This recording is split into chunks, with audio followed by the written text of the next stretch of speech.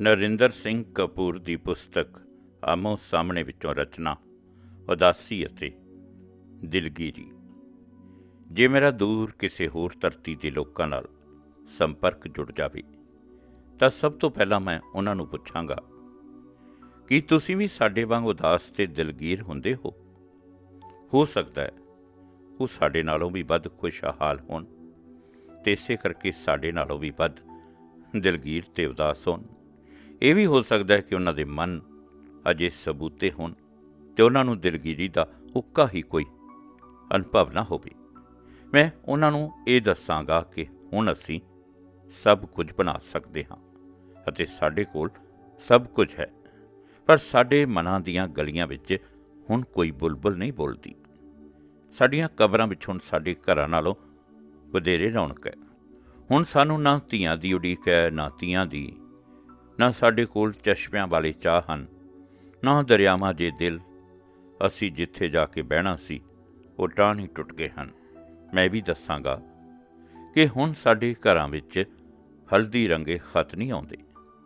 ਹੁਣ ਸਾਵਣ ਦੇ ਮਹੀਨੇ ਸਾਡੀ ਪੈਲੀ ਵਿੱਚ ਮੋਰ ਨਹੀਂ ਨੱਚਦੇ। ਹੁਣ ਸਾਡੇ ਸੁਪਨੇ ਸਾਡੇ ਵਾਂਗ ਹੀ ਯਤੀਮ ਤੇ ਸਤੀ ਹੋ ਰਹੇ ਹਨ।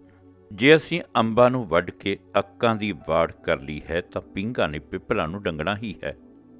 ਮਾਵਾਂ ਨੇ ਢਲਦੀਆਂ ਛਾਵਾਂ ਬਣਨਾ ਹੀ ਹੈ। ਕਾਵਾਂ ਨੇ ਘੁੱਗੀਆਂ ਦੇ ਆਲ੍ਹਣੇ ਉਜਾੜਨੇ ਹੀ ਹਨ।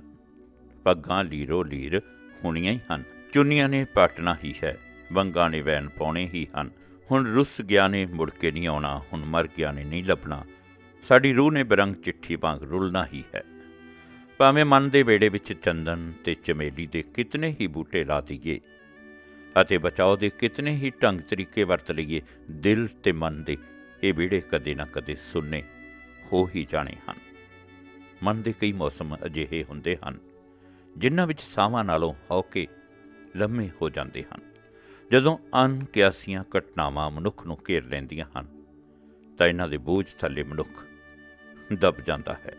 ਜਦੋਂ ਸਾਡੇ ਸਾਰੇ ਧਿਆਨ ਦੇ ਬਾਵਜੂਦ ਕੁਝ ਸਿੱਧਾ ਪੂਰੀ ਤਰ੍ਹਾਂ ਉਲਟ ਜਾਂਦਾ ਹੈ ਤਾਂ ਕੁਝ ਅਰਸੇ ਲਈ ਸਾਡਾ ਆਲੇ ਦੁਆਲੇ ਦੇ ਜਗਤ ਨਾਲੋਂ ਨਾਤਾ ਟੁੱਟ ਜਾਂਦਾ ਹੈ ਅਤੇ ਅਸੀਂ ਮਨ ਦੀਆਂ ਧੁਰ ਅੰਦਰਲੀਆਂ ਗਲੀਆਂ ਵਿੱਚ ਦਿਲਗੀਰੀ ਦੀ ਬੁੱਕਲ ਵਿੱਚ ਜਾ ਬਹਿੰਦੇ ਹਾਂ। ਅਜਿਹੀ ਸਥਿਤੀ ਵਿੱਚ ਅਸੀਂ ਜੀਵਨ ਦੇ ਉੱਚੇ ਆਦਰਸ਼ਾਂ ਬਾਰੇ ਨਹੀਂ ਸੋਚਦੇ। ਅਸੀਂ ਆਪਣੀ ਹੋਂਦ ਬਣਾਈ ਰੱਖਣ ਦੀ ਜਦੋਜਹਿਦ ਵਿੱਚ ਗੁਆਚ ਜਾਂਦੇ ਹਾਂ। ਜਦੋਂ ਦਬਾਅ ਅਤੇ ਬੋਝ ਸਹਿਣਾ ਸੰਭਵ ਨਾ ਹੋਵੇ ਤਾਂ ਜੀਵਨ ਡਰਾਉਣਾ ਅਤੇ ਮੌਤ ਮਾਂ ਵਾਂਗ ਨਿੱਘੀ ਲੱਗਣ ਲੱਗ ਪੈਂਦੀ ਹੈ। ਅਸੀਂ ਆਪਣੇ ਜੀਵਨ ਵਿੱਚ ਮੌਤ ਨਾਲ ਲੁਕਣ ਮਿਚੀ ਖੇਡ ਰਹੇ ਹਾਂ। ਹਰ ਮਨੁੱਖ ਦੀ ਸਮੁੱਚੀ ਮਾਨਵ ਜਾਤੀ ਨਾਲ ਇਸ ਆਧਾਰ ਉੱਤੇ ਸਾਂਝ ਹੈ ਕਿ ਅਸੀਂ ਸਾਰੇ ਜੀਵਨ ਵਿੱਚ ਅਨੇਕਾਂ ਵਾਰ ਦਿਲਗੀਰ ਹੁੰਦੇ ਹਾਂ। ਅਸੀਂ ਜੀਵਨ ਨੂੰ ਸਥਿਰ ਕਰਨਾ ਲੋਚਦੇ ਹਾਂ, ਪਰ ਜੀਵਨ ਨਵੀਆਂ ਪਰਿਸਥਿਤੀਆਂ ਦੇ ਨਾਲ ਸਾਨੂੰ ਅਸਥਿਰ ਕਰਦਾ ਰਹਿੰਦਾ ਹੈ। ਦੂਜੇ ਮਨੁੱਖ, ਸਾਡੇ ਸਾਕ ਸੰਬੰਧੀ, ਜਾਣੂ ਤੇ ਸਹਿਕਰਮੀ ਆਦਿ ਸਾਡੀਆਂ ਸਮੱਸਿਆਵਾਂ ਸੁਲਝਾਉਣ ਵਿੱਚ ਮਦਦ ਕਰਦੇ ਹਨ, ਪਰ ਸਾਡੀਆਂ ਬਹੁਤ ਸਮੱਸਿਆਵਾਂ ਵੀ ਇਹੀ ਪੈਦਾ ਕਰਦੇ ਹਨ। ਆਪਣੀ ਹਰ ਸਮੱਸਿਆ ਦੇ ਕੇਂਦਰ ਵਿੱਚ ਅਸੀਂ ਆਪ ਹੁੰਦੇ ਹਾਂ। ਸਾਡੀਆਂ ਸਮੱਸਿਆਵਾਂ ਸਾਡੀਆਂ ਆਪਣੀਆਂ ਹੀ ਸਿਰਜੀਆਂ ਹੁੰਦੀਆਂ ਹਨ, ਪਰ ਜਦੋਂ ਉਹਨਾਂ ਦੇ ਨਤੀਜੇ ਸਾਹਮਣੇ ਆਉਂਦੇ ਹਨ ਤਾਂ ਮਨੁੱਖੀ ਆਦਤ ਬਸ ਅਸੀਂ ਮੁਕਰਨ ਦਾ ਯਤਨ ਕਰਦੇ ਤਾਂ ਹਾਂ, ਪਰ ਜ਼ਿੰਦਗੀ ਸਾਨੂੰ ਘੇਰ ਕੇ ਜਦੋਂ ਖਲੋ ਜਾਂਦੀ ਹੈ ਤਾਂ ਅਸੀਂ ਸੰਤਾਪ ਹੰਢਾਉਂਦੇ ਤੇ ਵਿਰਲਾਪ ਕਰਦੇ ਹਾਂ। ਜਿਸ ਸਮੇਂ ਜੀਵਨ ਵਿੱਚ ਸੋਚ ਸਮਝ ਕੇ ਫੈਸਲਾ ਕਰਨ ਦੀ ਲੋੜ ਹੁੰਦੀ ਹੈ ਤਾਂ ਭਾਵਕ ਹੋ ਕੇ ਉਸ ਸਮੇਂ ਅਸੀਂ ਗਲਤ ਫੈਸਲਾ ਕਰਕੇ ਆਪਣੇ ਸੁਤੰਤਰ ਹੋਣ ਦਾ ਭਰਮ ਭਾਲਦੇ ਹਾਂ। ਪਰ ਜਦੋਂ ਉਦਾਸੀ ਤੇ ਦਿਲਗੀਰੀ ਕਿਸੇ ਵੀ ਰੂਪ ਵਿੱਚ ਤੇਜ਼ ਚਾਲ ਚੱਲ ਕੇ ਸਾਡੇ ਬਰਾਬਰ ਆ ਜਾਂਦੀ ਹੈ ਤਾਂ ਅਸੀਂ ਲੜਖੜਾ ਜਾਂਦੇ ਹਾਂ। ਜ਼ਿੰਦਗੀ ਗਲਤੀਆਂ ਕਰਨ ਦੀ ਖੁੱਲ੍ਹ ਤਾਂ ਦਿੰਦੀ ਹੈ, ਪਰ ਉਹਨਾਂ ਦੇ ਸਿੱਟੇ ਤੇ ਨਤੀਜੇ ਭੁਗਤਣ ਵਿੱਚ ਸਾਡੀ ਕੋਈ ਰਿਆਇਤ ਨਹੀਂ ਕਰਦੀ ਅਤੇ ਸਾਡਾ ਇੱਕ ਪਰ ਕੱਟ ਕੇ ਕਹਿੰਦੀ ਹੈ, ਹੁਣ ਉੱਡ ਕੇ ਵਿਖਾਓ। ਸਾਡਾ ਦੁਖਾਂਤ ਇਹ ਹੈ ਕਿ ਅਸੀਂ ਧਰਤੀ ਨੂੰ ਛੱਡ ਕੇ ਆਪਣੀਆਂ ਸਮੱਸਿਆਵਾਂ ਤੋਂ ਭੱਜ ਕੇ ਕਿਧਰੇ ਹੋਰ ਵਸ ਨਹੀਂ ਸਕਦੇ। ਇਹ ਬੇਵੱਸੀ ਸਾਨੂੰ ਦਿਲਗੀਰ ਬਣਾਉਂਦੀ ਹੈ। ਇਹ ਮਜਬੂਰੀ ਸਾਨੂੰ ਉਦਾਸ ਕਰਦੀ ਹੈ। ਜੋ ਕੁਝ ਸਾਨੂੰ ਲੋੜ ਹੁੰਦਾ ਹੈ, ਜੋ ਕੁਝ ਅਸੀਂ ਚਾਹੁੰਦੇ ਹਾਂ ਅਤੇ ਜੋ ਕੁਝ ਸਾਨੂੰ ਮਿਲਦਾ ਹੈ, ਇਹ ਤਿੰਨ ਵੱਖ-ਵੱਖ ਵਰਤਾਰੇ ਹੁੰਦੇ ਹਨ। ਇਹ ਕਦੇ ਵੀ ਇਕਸੁਰ ਨਹੀਂ ਹੁੰਦੇ।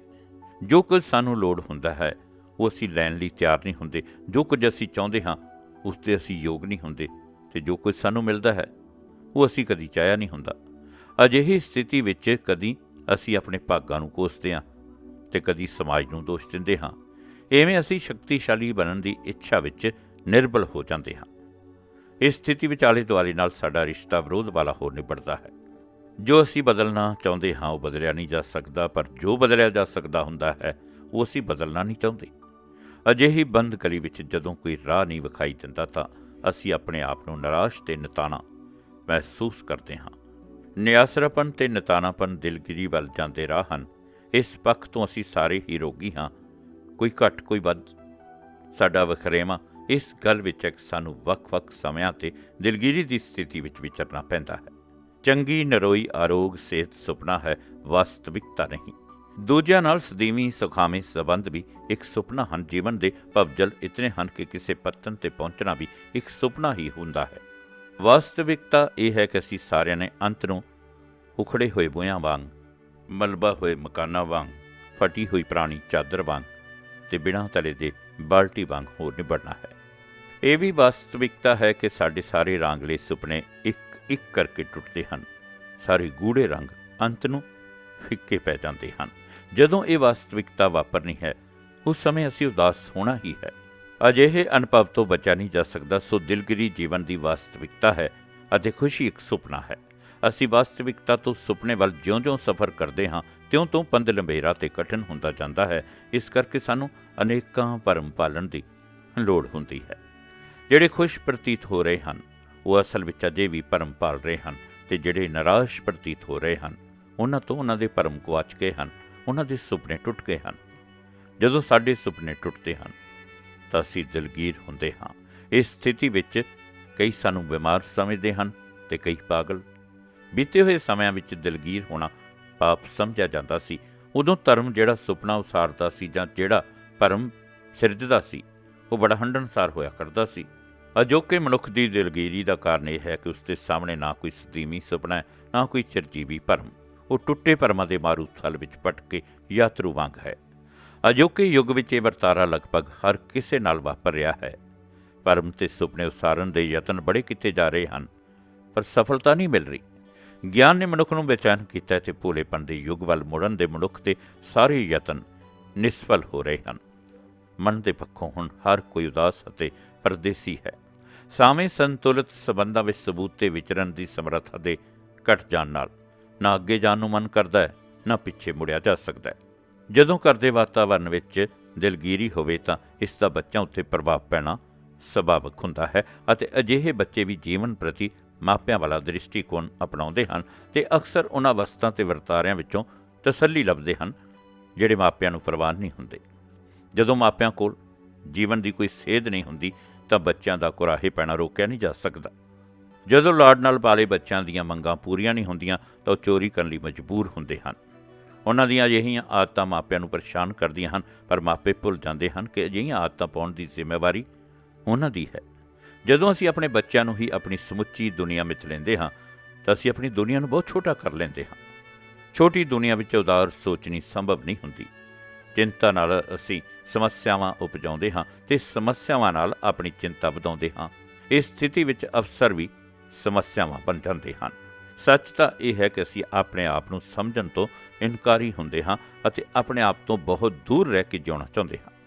ਸਾਡੀਆਂ ਬਿਮਾਰੀਆਂ ਤੇ ਸਮੱਸਿਆਵਾਂ ਦਾ ਇਲਾਜ ਉਦੋਂ ਤੱਕ ਸੰਭਵ ਨਹੀਂ ਹੁੰਦਾ ਜਦੋਂ ਤੱਕ ਅਸੀਂ ਆਪਣੇ ਆਪ ਨੂੰ ਨਹੀਂ ਸਮਝਦੇ। ਅਸੀਂ ਆਪਣੀ ਵਾਸਤਵਿਕਤਾ ਜਾਣਨ ਤੋਂ ਇਸ ਲਈ ਡਰਦੇ ਹਾਂ ਕਿਉਂਕਿ ਅਜਿਹਾ ਹੋਣ ਦੀ ਸੂਰਤ ਵਿੱਚ ਅਸੀਂ ਆਪਣੀਆਂ ਨਜ਼ਰਾਂ ਵਿੱਚ ਆਪ ਹੀ ਡਿੱਗ ਪਵਾਂਗੇ।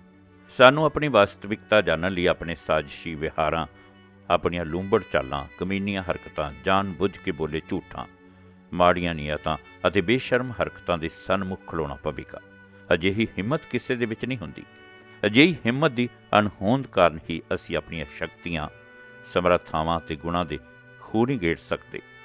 ਸਾਨੂੰ ਆਪਣੀਆਂ ਸਮੱਸਿਆਵਾਂ, ਉਦਾਸੀਆਂ ਅਤੇ ਦਿਲਗੀਰੀਆਂ ਦੇ ਅਸਲ ਕਾਰਨਾਂ ਦਾ ਪਤਾ ਹੁੰਦਾ ਹੈ, ਪਰ ਦੂਜਿਆਂ ਨੂੰ ਦੱਸਣਾ ਤਾਂ ਇੱਕ ਪਾਸੇ ਰਿਹਾ, ਅਸੀਂ ਆਪ ਵੀ ਇਹਨਾਂ ਦੇ ਕਾਰਨਾਂ ਨੂੰ ਨਹੀਂ ਜਾਣਨਾ ਚਾਹੁੰਦੇ।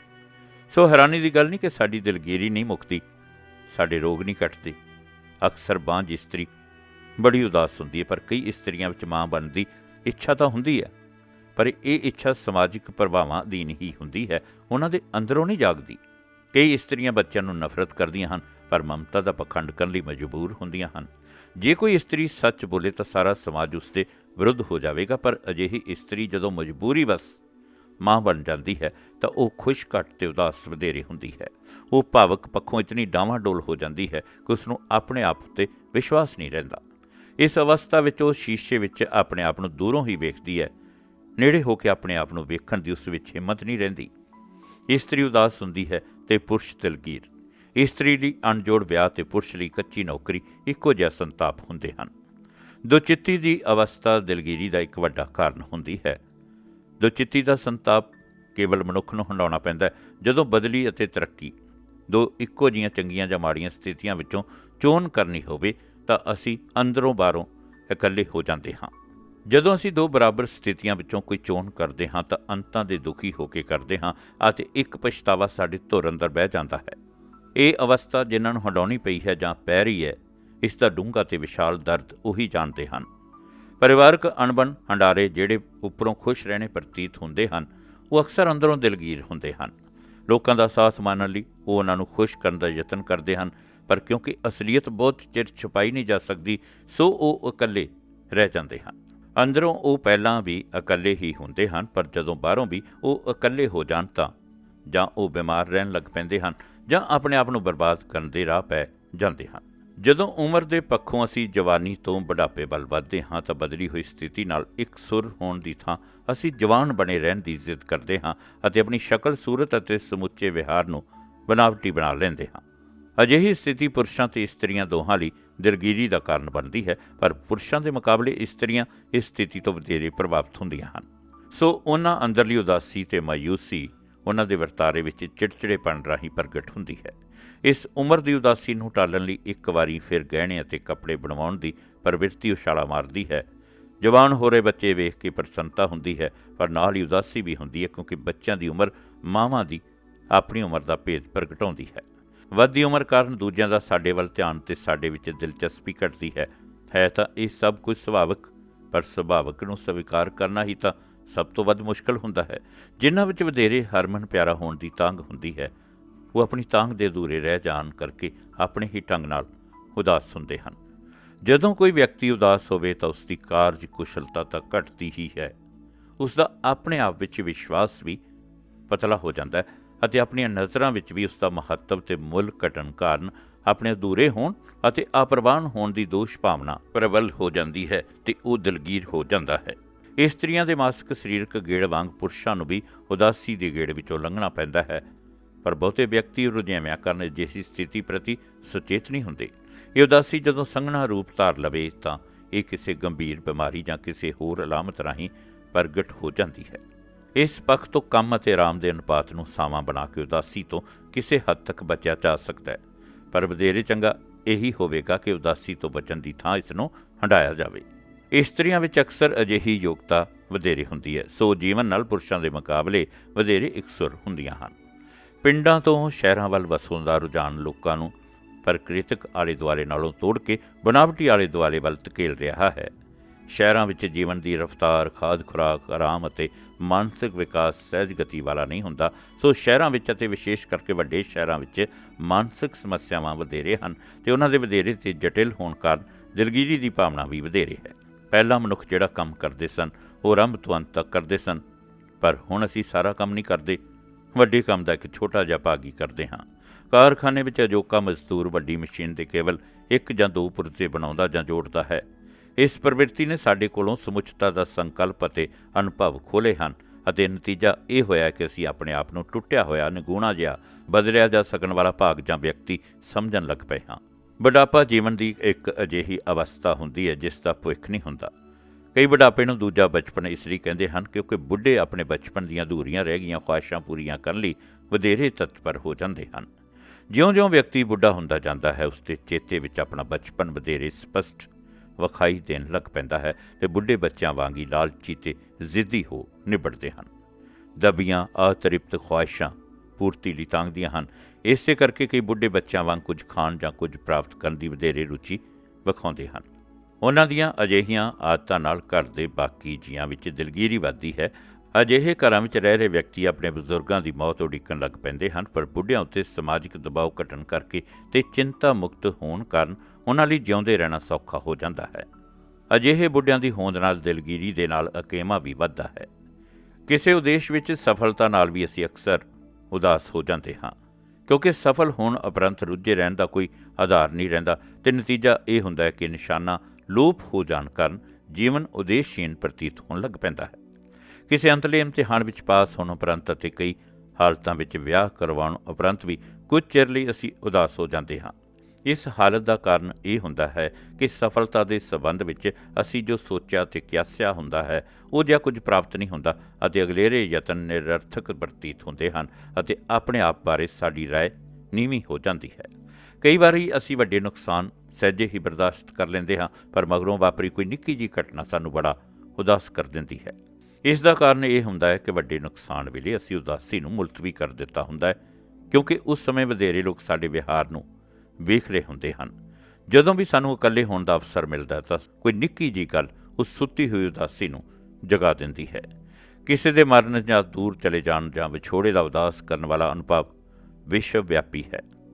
ਮਾਪੇ ਮਰ ਜਾਂਦੇ ਹਨ, ਦੋਸਤ ਮਿੱਤਰ ਦੂਰ ਚਲੇ ਜਾਂਦੇ ਹਨ, ਪਾਲਤੂ ਜਾਨਵਰ ਸਾਡੀ ਅਣਗਹਿਲੀ ਕਾਰਨ ਸਾਡੇ ਹੱਥੋਂ ਜਾਂਦੇ ਰਹਿੰਦੇ ਹਨ, ਬੱਚੇ ਆਪਣੇ ਆਲਣੇ ਦੂਰ ਕਿਸੇ ਥਾਂ ਪਾ ਲੈਂਦੇ ਹਨ ਅਤੇ ਪਿੱਛੇ ਮਾਪੇ ਇਕੱਲੇ ਰਹਿ ਜਾਂਦੇ ਹਨ।